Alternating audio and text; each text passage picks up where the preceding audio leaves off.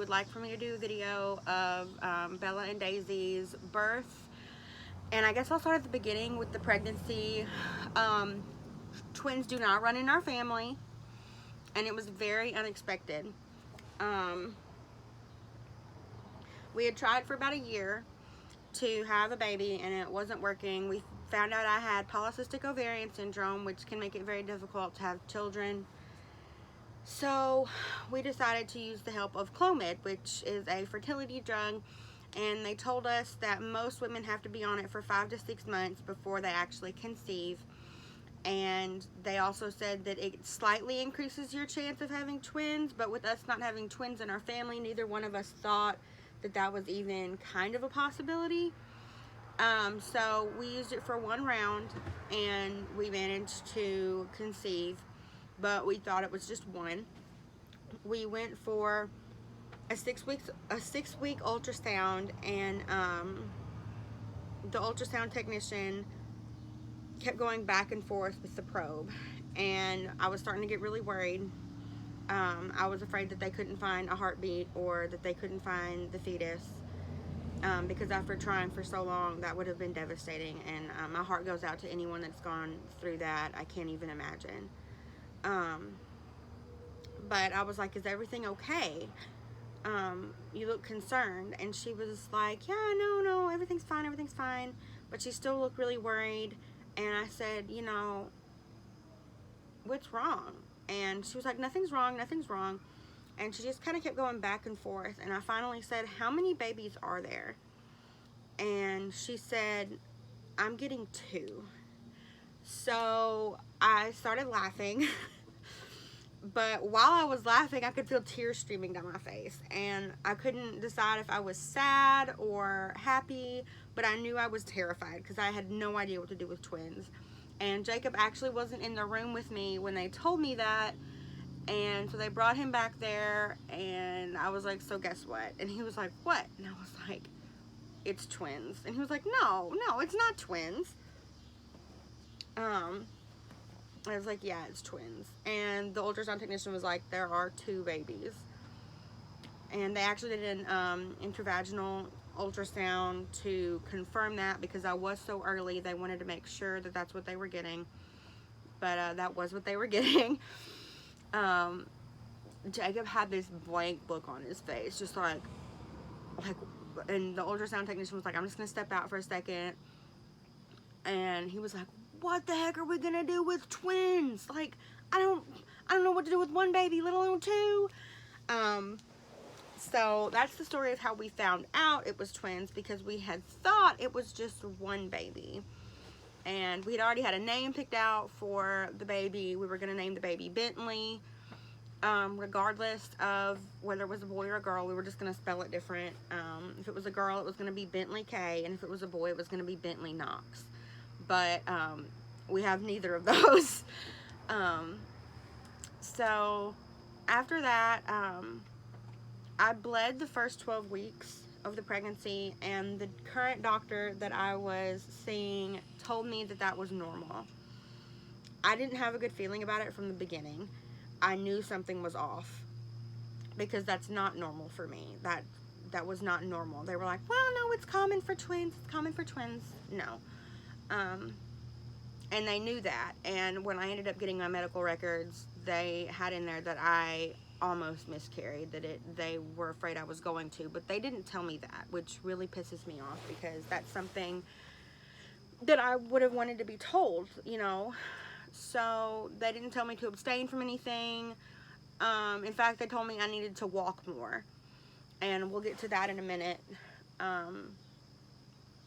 But yeah, so for about the first 12 to 13 weeks, I did bleed, and that was very scary. But they told me it was normal, so I thought it was normal.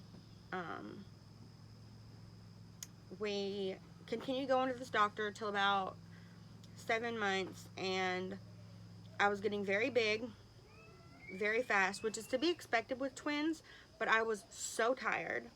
I was very sick. They actually treated it with the same drug as they do for the hyperemesis gravidarum or whatever. It's the severe morning sickness is what they had to treat me with.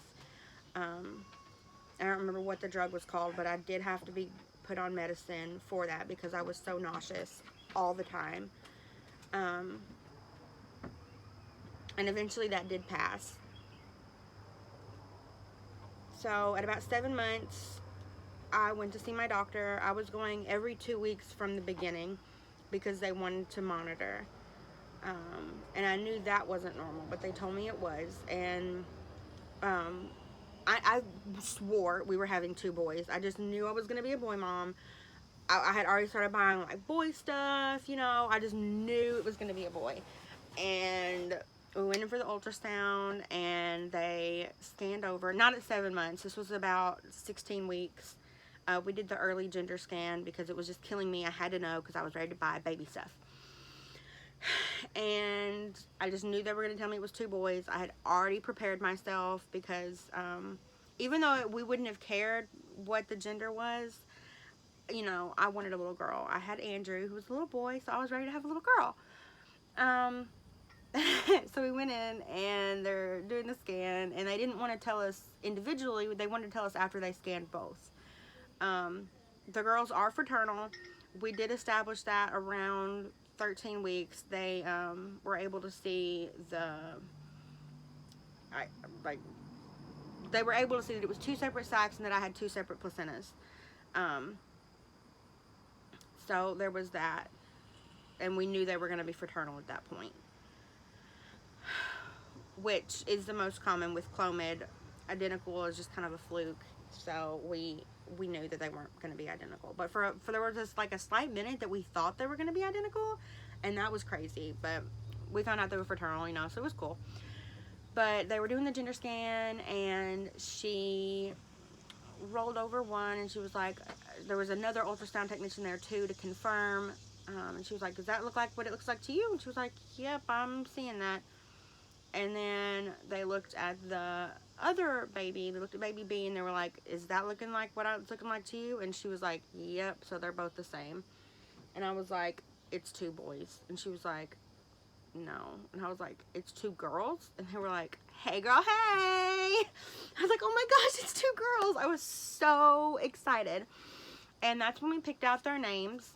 I have what I call an adopted grandmother whose name is Daisy. Her first name is Daisy, but that's not what she goes by. And then my biological grandmother, her middle name is Kay, which is who I was named after.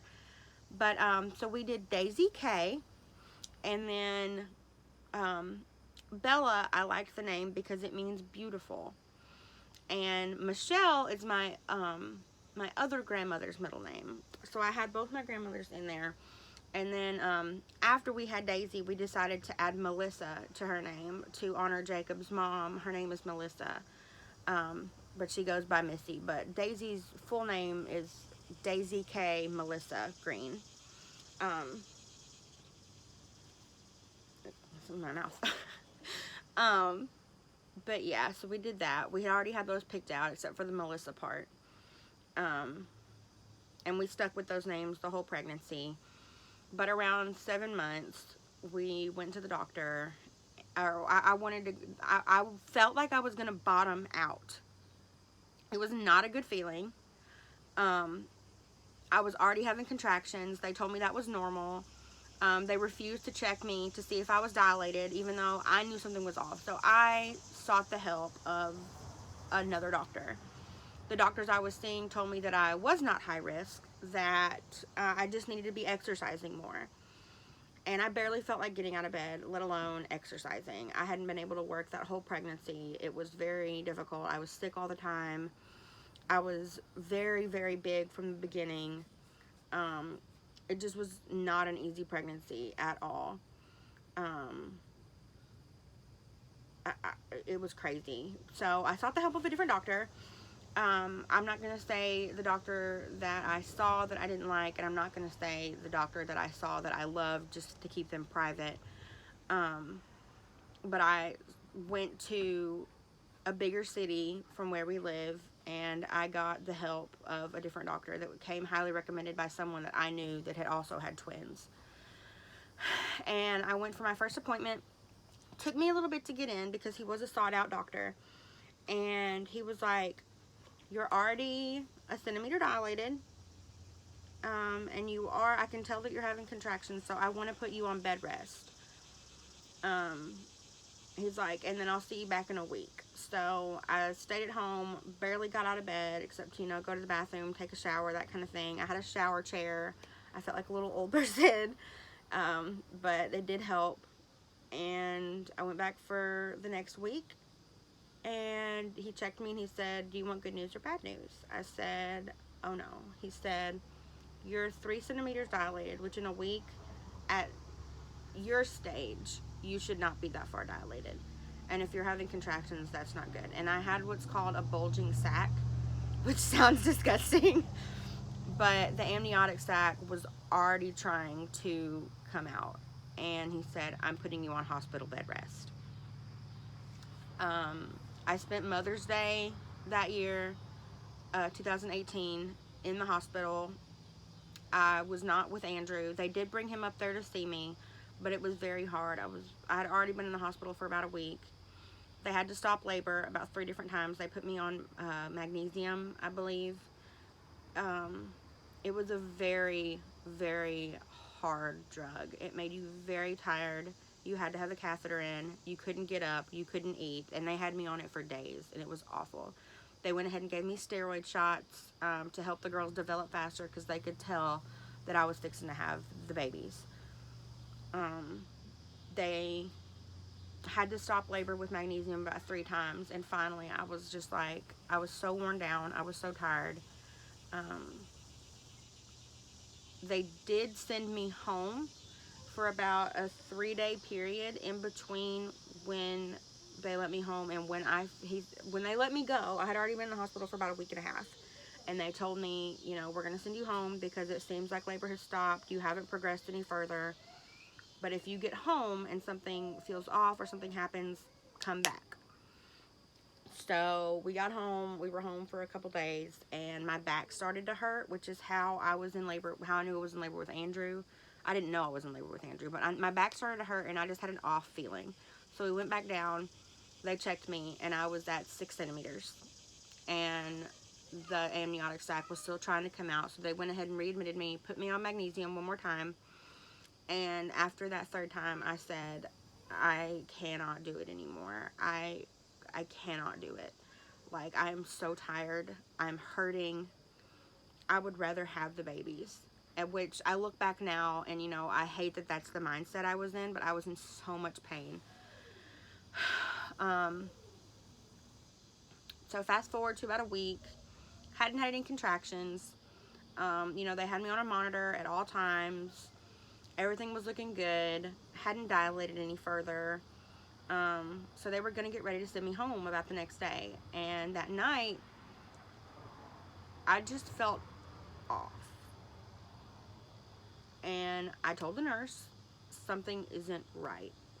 And she was like, okay, well, you're not having contractions. I was like, I don't care. I want to be, I don't feel right. So they sent me over to labor and delivery. And for once, I was just glad to be taken seriously when I said something doesn't feel right. That was the one problem I had with the other doctor, is he made me feel like, or she made me feel like I was crazy for feeling the way that I felt, for feeling that I was high risk. I asked her if I was high risk. No, you're not high risk. What makes you think you're high risk? I don't know. But I had failed my glucose test, so they redid that while I was in the hospital. But they had a labor and delivery nurse check me. I was still at 6 centimeters. She said, sweetheart, you're not contracting. You haven't dilated any further. And I said, something doesn't feel right. I want to speak to my doctor. So they called my doctor in, and I heard the nurse, you know, she was kind of like, well, you know, she hasn't dilated any further. She's not contracting. You know, I don't know if there's much we can do for her. So he was like, well, I'm just going to check her. You know, I'm going to check some things out. He checked me, and he got this look on his face, and he said, you want good news or bad news? I said, oh, great. He said, good news? Babies are still in there. You haven't dilated any further, and you're not contracting. And I said, and the bad news? He said, Bad news is baby A has her hand stuck out in the sack, and she shook my hand. So Bella had gotten her arm stuck out, and he's like, here's what I'm going to do. I'm going to push her hand back in there, and I'm going to see where that gets us. So he pushed her hand back up in there, and he checked me an hour later, and she had gotten her arm back out. So he said, you're having babies tonight. And I said, okay. So they started the epidural, and they started Pitocin to try to get the labor going because I wasn't contracting, but they knew that the babies were going to come out soon. It's like fixing to storm here so bad. I'm kind of like watching the sky. So they took me back to the operating room because with twins, they wanted to be sure that if something did go wrong, that they were able to operate. So they took me back there. And he basically told me to, I had my mom and Jacob in there, and he basically told me, I just want you to sit up a little bit. So I sat up a little bit, and Bella just came out. And at that point, I don't really remember much. I was so tired. The epidural made me so sleepy. So Jacob was there, and I was like, are you going to cut the cord? And he was like, yeah, I'm going to cut the cord. And he grabs the scissors, and I had told him the whole pregnancy, don't look down there. What does this dude do? Looks. Thinks it's the kid's brain, her hair, because Bella came out with a head full of hair. Cuts the cord, drops the scissors, and just walks off. And he says now, all he could hear was, and like everything started to close in. So he had to leave the room. Well, between that going on and everyone focusing on Bella, Daisy flipped. Daisy was head down, and then Daisy flipped. And her heart rate started to drop, and so he said that we were going to have to do an emergency C-section. So they put me completely under, intubated me, told my mom, before they told my mom that she was going to have to leave the room. I did not get to see Daisy be born. Bella was born at 8:54 p.m. on May the 25th, 2018. Daisy was born at 9:08 p.m. on May 25th, 2018. Bella was 3 pounds and 10 ounces and about 15.5 inches long. Daisy was 3 pounds and 4 ounces and about 15.2 inches long. They were so tiny. And even though they had talked to us about the NICU before I had them, it was very, very tough. We were in Jackson for about 2 months. Daisy came home on July 5th, and Bella came home exactly 2 weeks later on July 19th. That 2-week gap was so hard. Just because once Daisy came out, they would not let her go back in. Which is just a policy to keep the babies that are in there well. But having to be away from one baby and have to go, limit my time with my other baby was so hard. And Andrew wasn't with us. He had to, continue to go to daycare. We couldn't just pull him out. That would mess with his little routine. But, I felt like I was being pulled in 3 different directions. It was very, very hard. I felt like a failure as a mom. It was probably one of the hardest things I've ever been through. And I'm so thankful that I had Jacob to go through it with me. The first time I got to hold the babies, they were a couple days old. They wouldn't let us hold them the first day. So I just sat there by the little incubators, and cried. They were so tiny. They just looked like bones covered in skin, but they were like these perfect little humans. They were so tiny. I'm sorry, I lost my train of thought. it's a very humbling experience. Because you're so thankful that your babies are still there, but at the same time you're so sad because you just want to take them home. You want to be able to hold them when you want to hold them. You want to be able to feed them and love them. They were almost a month when they finally were able to wear little clothes, and the preemie clothes were so big on them.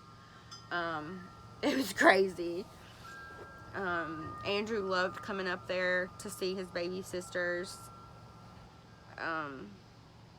But yeah, it was a crazy experience. I really appreciate you guys if you've made it this far, you know, watching this video. That's just kind of the beginning of the story. The NICU stay was long and hard. But, you know, now the girls are over a year old. They are doing fantastic. They're fixing to start walking. They're pulling up. They've got the little walkers, you know, and they'll push them. They are doing so well, and they love to play with each other. They get along so well, and Andrew does so well with them, and Jacob is such a good dad, and I'm just so blessed to have such a wonderful little family. Thanks for watching. Make sure to like and subscribe, share with your friends, and keep on growing with the greens.